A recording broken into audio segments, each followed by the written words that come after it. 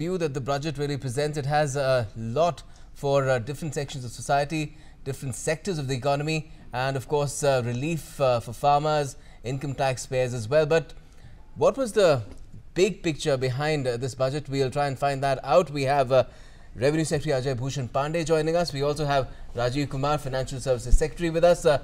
Welcome to both of you, gentlemen. First, Mr. Pandey, I'd like to ask you, a lot of people are seeing this budget from different perspectives. Some say it's because of elections. Some say there was need to give relief to farmers, to taxpayers. Just tell us what was the big picture, what was the overall perspective when this interim budget was framed? देखिए, ये budget एक interim budget है और इस interim budget में जो taxation के जो प्रपोजल्स हैं वो बड़े एक मिनिमल तरह के आते हैं, क्योंकि हमारा अब तक का कन्वेंशन ऐसा रहा है कि जो मेन टैक्स प्रपोजल्स हैं वो जो फाइनल जो बजट होता है, जो मेन बजट होता है, उसमें उसको लाया जाता है। और इसी तरीके से जो हमारा जो एक एक्सपेंडिचर का है, वो एक्सपेंडिचर का एक प्रपोजल आता है जिस पर एक वोट ऑफ अकाउंट लेते हैं कुछ महीने के लिए, उस पर लिया जाता है।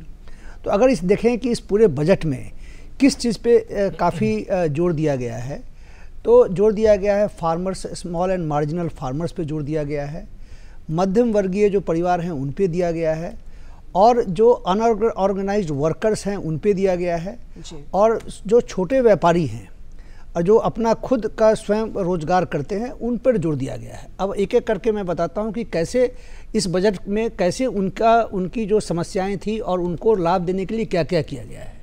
अब देखिए, जहां तक कि जो छोटे किसान हैं और जो स्मॉल एंड मार्जिनल फार्मर्स हैं, उनके लिए एक इनकम सपोर्ट स्कीम, जिसमें कि अगर उनके पास अगर ज़मीन अगर 2 हेक्टेयर 5 एकड़ से कम है, अगर कितना भी ज़मीन हो उनके पास, तो उन्हें साल में 6,000 रुपये तक का एक इनकम सपोर्ट उनको एक दिया गया है। 500 रुपये महीने के हिसाब से साल में 3 बार दिया जाएगा, जिससे कि जब वो खेती करते हैं उसके लिए जो भी अगर उनको कुछ अगर इनकम का सपोर्ट चाहिए तो वो उनको दिया गया है जी। अगर आप अनऑर्गेनाइज सेक्टर के जो मजदूरों की बात करें, जो लोग वहाँ पर खुद काम करते हैं या कहीं पर जैसे घर में या कहीं पर ये और अनऑर्गेनाइज सेक्टर में अगर कहीं काम करते हैं, तो उनके लिए एक पेंशन योजना, एक बहुत ही एक हिंदुस्तान में 130 करोड़ की आबादी वाले देश में एक सोशल सिक्योरिटी स्कीम टाइप का अब तक नहीं था। अब ये एक ऐसा सोशल सिक्योरिटी स्कीम है जिसमें कि एक चीज़ मैं आपसे पूछना चाहूँगा यहाँ पे, अगर मैं एक छोटा किसान हूँ और मैं अपने ही खेत में काम करता हूँ, तो क्या मैं दोनों स्कीम का फ़ायदा उठा सकता हूँ? नहीं, अगर छोटे किसान हैं, अगर आपके पास ज़मीन है और आप अपने खेत में काम करते हैं तो आपको फ़ायदा मिलेगा, और अगर दूसरा जो पेंशन स्कीम है उसका भी फ़ायदा आप ले सकते हैं, क्योंकि उसमें अगर 18 से लेकर के 40 साल तक उम्र में आप, और ये डिपेंड करता है कि आप किस उम्र में उसको ज्वाइन करते हैं। अगर देखा जाए कि अगर कोई 18 साल का व्यक्ति अगर ज्वाइन करता है तो सिर्फ हर महीने 55 रुपये दे करके अगर वो दे, और सरकार उतना ही पैसा उसके अकाउंट में डालेगी, और उसके बाद से उसे 60 साल की उम्र में 3,000 रुपया प्रति माह उसे पेंशन मिलेगा। तो ये एक तरह का देखा जाए तो एक सोशल सिक्योरिटी स्कीम, जो कि अन्य देशों में देखा गया है, जो कि काफ़ी डेवलप्ड देश है, लेकिन हमारे देश में इतनी बड़ी आबादी के देश में इस तरह के जो ऑर्गेनाइज सेक्टर में, जो ऑर्गेनाइज सेक्टर में उनके लिए ऑलरेडी प्रोविडेंट फंड, पेंशंस, बाकी चीज़ की सुविधा थी, लेकिन इस बड़े वर्ग के लिए ये एक बहुत ही बड़ा कदम है।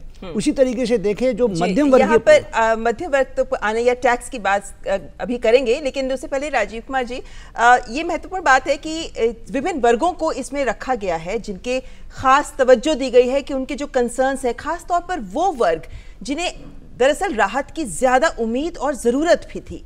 ऐसे में जब हम बात करते हैं, जिस तरीके से असंगठित क्षेत्र के मजदूरों की हम बात कर रहे हैं, एक सवाल ये जरूर आता है कि इनको अगर हम फायदा देना चाहते हैं, अगर हम पेंशन को लेकर इनको फायदा देना चाहते हैं, तो फिर किस तरीके से पूरी व्यवस्था काम करेगी? क्योंकि ये बात सही है कि जनधन अकाउंट सबके खोले गए हैं, ये बात सही है कि इनको भी बैंकिंग व्यवस्था के साथ जोड़ा गया है, और ऐसे में इन मजदूरों को अगर कोई, क्योंकि अशिक्षित होते हैं ये मजदूर, असंगठित क्षेत्र में बहुत सारे लोग ऐसे हैं जिनके पास जनधन अकाउंट होगा, लेकिन क्या कुछ खास व्यवस्था आगे काम करेगी कि ये लोग इस बड़ी कदम जो इनके लिए उठाया गया है इसके साथ जुड़ सकें?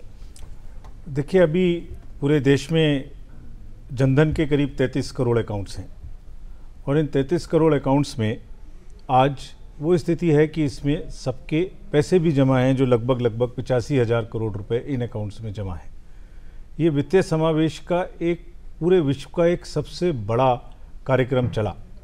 एक रिपोर्ट थी जिसमें वर्ल्ड बैंक की रिपोर्ट थी, फिंडेक्स रिपोर्ट जिसको कहते हैं, उसके अनुसार 2014 से 2017 तक पूरे विश्व में जितने भी अकाउंट खुले उसका करीब 50-55% अकाउंट सिर्फ भारतवर्ष में खुले। सो यानी एक वित्तीय समावेश का इतना बड़ा कार्य हो चुका है। और साथ ही में इन सब में करीब करीब प्रधानमंत्री सुरक्षा बीमा योजना और प्रधानमंत्री जीवन ज्योति बीमा योजना के अंतर्गत करीब करीब 18.5 करोड़ परिवारों को एक बीमा भी दिया जा चुका है। यानी उसमें 2 लाख और 2 लाख की आपको एक किसी कारणवश दुर्घटना हो जाए तो वो लाभ मिलता है, और बुरे समय में ये काफ़ी एक लाभकारी होता है और एक बड़ी मात्रा है। अब जैसा आपने कहा कि ये जो स्कीम है इसका एक अभियान, एक जब तक अगर फाइनेंशियल इंक्लूजन में वित्तीय समावेश में अकाउंट ही नहीं होता तो ये सब चीज़ें वहाँ तक पहुँचानी असंभव थी। बिल्कुल, चाहे वो आयुष्मान भारत हो, चाहे वो आपको सुरक्षा की योजना हो, तो पूरे बैंकिंग की जो दिशा है, जो दशा सुधार है वो बात अलग से आप करेंगे, लेकिन जो दिशा सुधार है उस दिशा का पूरा रुख उस तरफ मोड़ा गया जो उससे फाइनेंशियल इंक्लूजन से वंचित थे या ऐसे एरियाज थे जहाँ पर ये चीज़ अभी तक अकाउंट्स की नहीं मिली थी। तो इससे इन्हीं के माध्यम से जो ये आपकी पेंशन की योजना है वो भी इसी के माध्यम से चलने वाली है। जी अजय भूषण जी, जब हम बात करते हैं कि किसानों को राहत दी जानी चाहिए और जब हम बात करते हैं कि उनको एक आय दी जाएगी, इस बड़ी घोषणा के साथ साथ जो आज बजट में बात की गई वो ये थी कि जो मछली पालन और पशुपालन है इनको भी अब रियायत दी जा रही है। एक विभाग मछली पालन के लिए बनाया जा रहा है और साथ ही में पशुपालन और मछली पालन दोनों को लेकर किसान क्रेडिट कार्ड की सुविधा दी जा रही है। जब हम बात करते हैं कि 2022 तक किसानों की आय दोगुनी करनी है, उस दिशा में कितना क्रांतिकारी साबित हो सकता है ये कदम, क्योंकि बहुत बड़ी तादाद है ऐसे लोगों की जो इन व्यवसायों के साथ जुड़े हुए हैं और जो मुख्य धारा में या उनका विकास बहुत ज़रूरी है।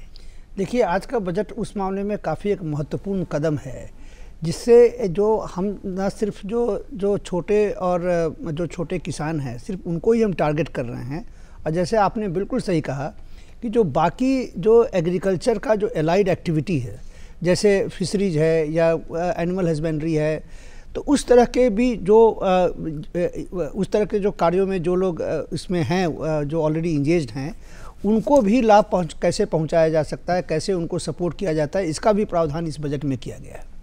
इसमें कौन कौन सी और चीज़ें जुड़ेंगी एनिमल हस्बेंड्री में, राजीव जी? जैसे आपने बताया पांडे जी ने, इसमें किसानों की ना 3 स्टेज में आप इसको बांट के देखिए। एक तो इनपुट की स्टेज है जहां किसान को खाद के लिए, बीज के लिए और सब इनपुट्स के लिए फसल से पहले एक राशि चाहिए, एक मदद चाहिए, उसके लिए ये डायरेक्ट ट्रांसफ़र हुआ जिसके लिए आज बजट में अनाउंस किया गया। फसल के लगने के बाद में जब तक उसकी पैदावार होती है उस बीच में उसको क्रेडिट चाहिए।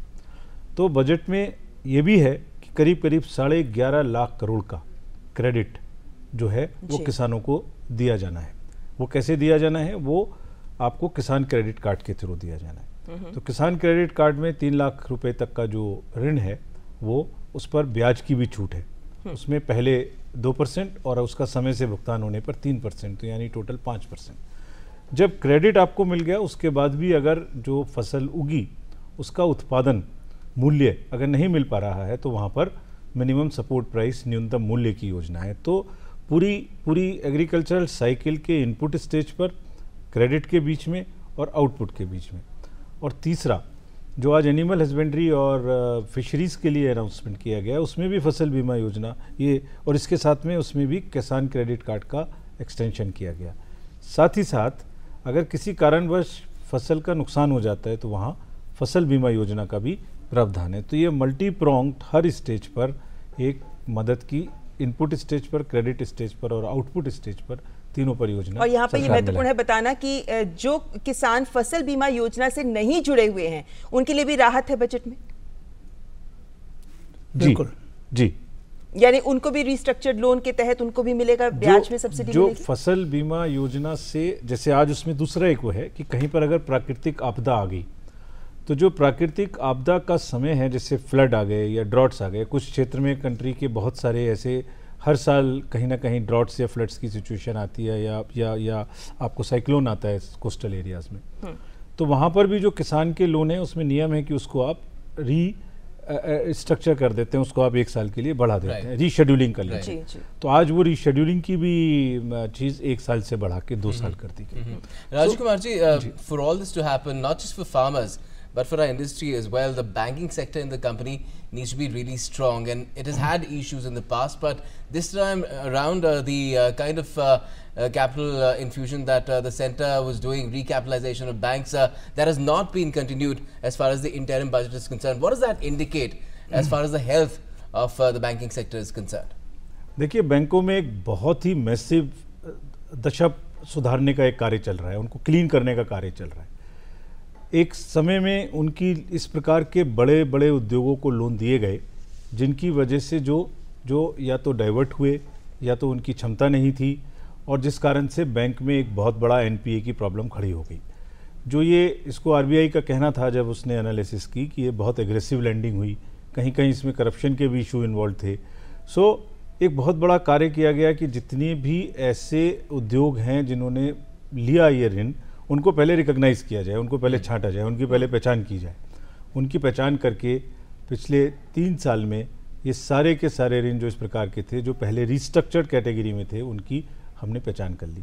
पहचान करने के बाद आज एनपीए का स्तर गिरना शुरू हो गया, एक बार पूरी रिकॉग्निशन हो गई। जब आपने उनकी पहचान की तो बैंकों को उतनी ही नुकसान भरने के लिए पूंजी की आवश्यकता थी, तो वो बैंकों ने वो पूंजीकरण भी पूरा कर दिया और सरकार ने उसमें करीब 2.5 लाख करोड़ का पूंजीकरण किया।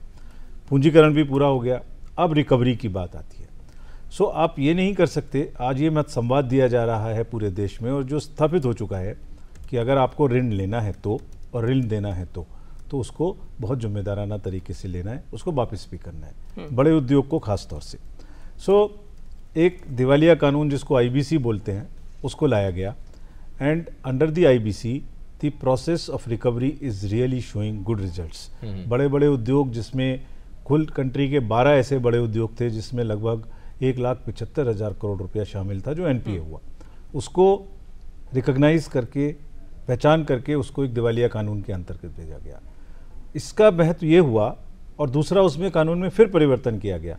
वो परिवर्तन ये था कि जिसने गलती की है या तो वो पूरे पैसे अपने चुका दे और इसको वापस ले ले, अदरवाइज एक बार आईबीसी में वो प्रस्ताव शुरू हो गया प्रोसेस, तो जो कनेक्टेड पार्टी है और जो प्रमोटर है वो उसमें पार्टिसिपेट नहीं कर सकता।